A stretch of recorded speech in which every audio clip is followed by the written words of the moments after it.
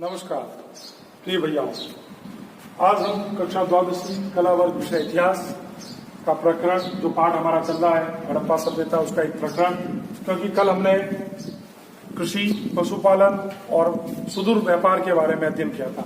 आज का जो प्रकरण है वो सिंधु घाटी सभ्यता में सामाजिक विविधताओं के बारे में। सिंधु घाटी सभ्यता में यानी हड़प्पा सभ्यता जो उसका प्रथम चरण था, सिंधु घाटी सभ्यता में सामाजिक विविधताओं की अगर हम बात करें तो यहाँ पर कई प्रकार की सामाजिक विविधताएं का पता चला है। ऐसे कई साक्ष्य हमें मिले हैं जिनके माध्यम से हम उस समाज में सिंधु सरस्वती सभ्यता यानी सिंधु घाटी सभ्यता के अंदर अगर हम बात करें तो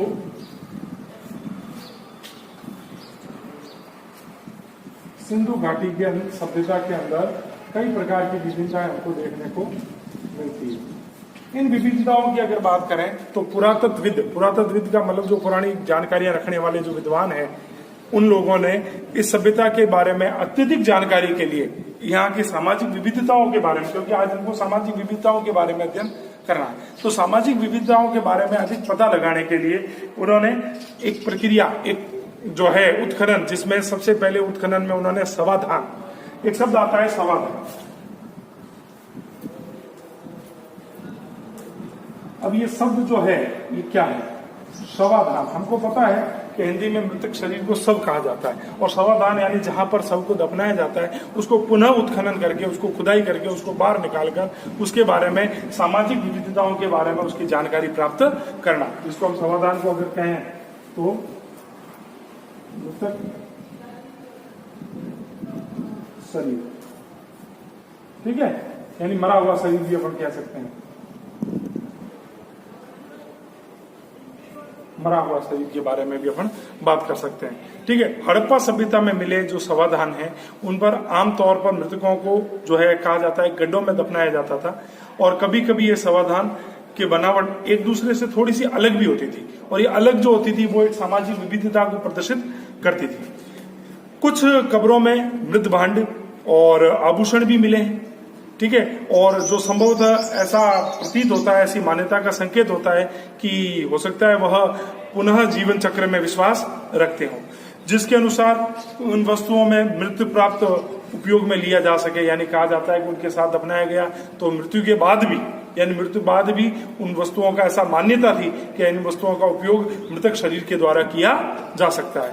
उनके अनुसार पुरुषों और महिलाओं दोनों के शवाधान में आभूषण भी प्राप्त हुए हैं। इससे यह अंदाजा लगाया जा सकता है कि वह इन आभूषणों का प्रयोग करती थी, और कहीं की मृतकों के साथ दर्पण यानी कांच, मुंह देखने वाला, उस दर्पण को भी साथ में दफनाया गया है। अर्थात हम कह सकते हैं कि कई प्रकार की सामाजिक विविधताएं इस हड़प्पा सभ्यता यानी सिंधु घाटी सभ्यता में हमको देखने को मिलती है, ठीक है। अगर हम आगे बात करें तो सामाजिक विविधताओं में पहचानने के लिए एक और विधि, जिसको ऐसा पूरा वस्तुओं को खोजें जिन्हें पुरातत्वविद मोटे तौर पर उपयोग और विलास की वस्तुओं में वर्णित करते हैं, तो उसकी हम एक सारणी बना सकते हैं, ठीक है, जिसमें अगर हम कहें तो कह सकते हैं चकिया, मृदभांड, सुइयां, झावा आदि ये रोजमर्रा की जो वस्तुएं होती थी वो आसानी से प्रत्येक बस्ती में उपलब्ध होती थी, और उस प्रकार की वस्तुएं जो है उनको उत्खनन से प्राप्त हुई है। उत्खनन से ये जो वस्तुएं प्राप्त हुई है उससे ये जानकारी मिलती है कि वे लोग सामाजिक विविधताओं के साथ अपना जीवन यापन किया करते थे। वहीं कुछ ऐसी वस्तुएं भी मिली है जो दुर्लभ है, यानी महंगी, जिसको विलासिता की कह सकते हैं, जिनका पाया जाना बड़ा मुश्किल है, ठीक है। उसके बाद अपन कहें तो क्यांस में बनी वस्तुएं जो बड़े रूप से बड़े बड़े नगरों में, जिसमें मोहनजोदड़ो है, हड़प्पा में ऐसी वस्तुएं भी पाई गई है, जिसके और हम अगर इशारा करें तो हम कह सकते हैं कि वो वस्तुएं महंगी या दुर्लभ वस्तुएं थी। तो इससे ये सारी जानकारी से हमें ज्ञात होता है कि वहां पर सामाजिक विविधताएं भी प्रदर्शित हुआ करती थी, यानी सामाजिक विविधताओं को भी देखने को मिलता है। फिर आता है एक शब्द आता है राजनीतिक व्यवस्था। अगर हम बात करें सामाजिक विविधताओं के साथ राजनीतिक व्यवस्था की, तो वहां की राजनीतिक व्यवस्था कैसी थी?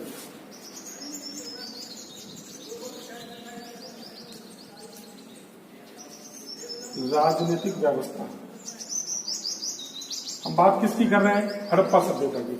हड़प्पा सभ्यता की राजनीतिक व्यवस्था की अगर बात करें तो हड़प्पा सभ्यता की राजनीतिक व्यवस्था के बारे में जानकारी नहीं पाई गई है।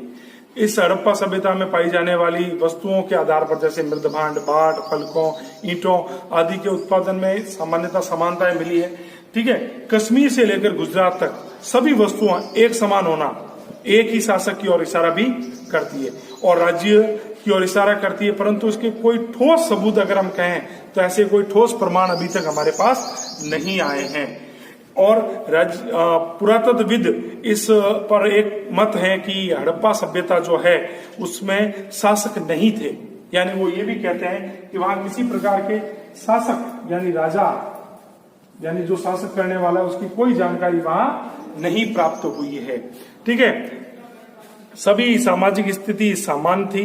दूसरी ओर पुरातत्व ये भी मानते हैं कि यहाँ कोई भी एक नहीं बल्कि कई शासक भी हो सकते हैं। ठीक है, जैसे मोहनजोदड़ो, हड़प्पा, राखी गढ़ी इत्यादि की अगर बात करें तो वहां हम देख सकते हैं कि अलग अलग प्रकार के राजाओं का जो है शासन रहा होगा। ये हम राजनीतिक व्यवस्था की बात कर रहे हैं। ठीक है, फिर हम अगर बात करें तो हम कह सकते हैं कि कुछ लोगों ने यह तर्क भी दिए हैं कि एक ही राज्य था, जैसा कि पूरा वस्तुओं की समानता से पता चलता है।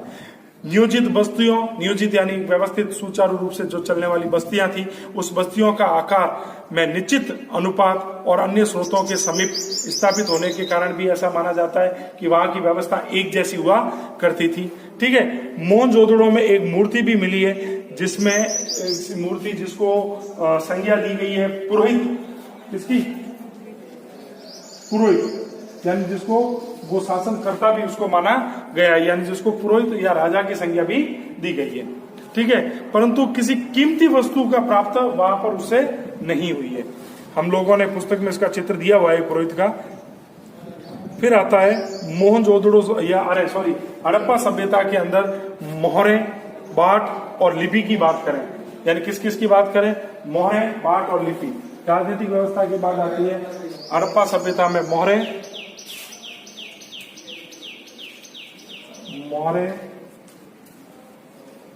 बाट और लिपि। लिपि यानी भाषा, यानी मोहरे, बाट, लिपि की अगर बात करें तो हड़प्पा सभ्यता में मोहरे और उसका मुद्रांकन जो है, यानी इसको मुद्रा के रूप में बनाने का उपयोग लंबी दूरी के संपर्कों को सुविधाजनक बनाने के लिए हुआ करता था। ठीक है, और गीली मिट्टी का उपयोग किया जाता था और मोहरों का क्या किया जाता था? निर्माण किया जाता था सैल खड़ी से, जिसको अपन कह सकते हैं। मोहर एक जो है साबूत की और माल के साथ कोई छेड़छाड़ नहीं की जा सके, इसलिए उस प्रकार की मोहरा का उपयोग होता था। और मोहर से जो है मालिक की पहचान का भी पता चल जाता था कि ये फलाने क्षेत्र की और फलाने स्थान की फलाने व्यक्ति द्वारा लाई गई है। ठीक है, उसके बाद हम बात करें लिपि की, तो लिपि की हम बात करें तो हम कह सकते हैं कि वहां पर जो है हड़प्पा सभ्यता को अब तक पढ़ा नहीं जा सका।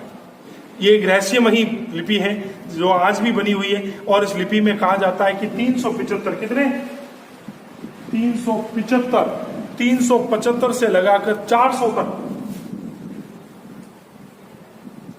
375 से लगाकर 400 तक अक्षर मिले हैं, लेकिन अभी तक उसको पढ़ने में सफलता प्राप्त नहीं हुई है, जो ये दर्शाता है कि साक्षरता के बहुत बड़े स्तर वहां पर उपलब्ध नहीं थी। हड़प्पा लिपि जो कही जाती है दाईं से कहां लिखी जाती है? बाईं तरफ।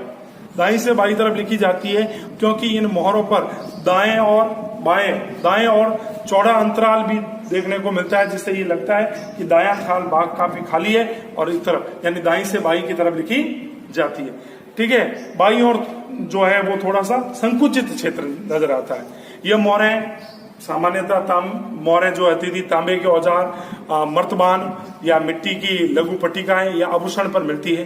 ठीक है, एक प्राचीन सूचना पट यानी जिससे सूचना की जानकारी मिले, उस सूचना पट पर जो है इस प्रकार की लिपि लिखी गई है, लेकिन अभी तक उसको पढ़ा नहीं गया है। ये था लिपि के बारे में। और एक अंतिम बिंदु है बाट, यानी हड़प्पा सभ्यता के अंदर अगर हम बाट की बात करें यानी वजन माप, बाट की बात करें तो हम कह सकते हैं कि विनिमय के लिए, विनिमय का मतलब होता है वस्तु का आदान प्रदान करना, तो विनिमय के लिए बाटों का एक शुद्ध प्रणाली का उपयोग उस समय किया जाता था। सामान्यतः ये बाट जो होते थे वो चट नामक पत्थर, कौन से पत्थर से? चट, चक नामक पत्थर से इनका निर्माण किया जाता था और आमतौर पर किसी तरह के निशान या रहित ये घनाकार हुआ करते थे। ठीक है, और इन बातों में अगर हम बात कहें तो इन बातों में निचले मापदंड की अगर दें तो द्विधारी अर्थात 1, 2, 4, 8, 16 और 32 से लेकर 12,800 तक ये थे। ठीक है, जबकि ऊपरी मापदंड जो था वो दशमलव प्रणाली का अनुसरण करते थे। हड़प्पा सभ्यता में धातु के तराजू भी पाए गए हैं, जिससे ये जानकारी होती थी कि वो माप और बाट के बारे में भी जानकारी रखते थे।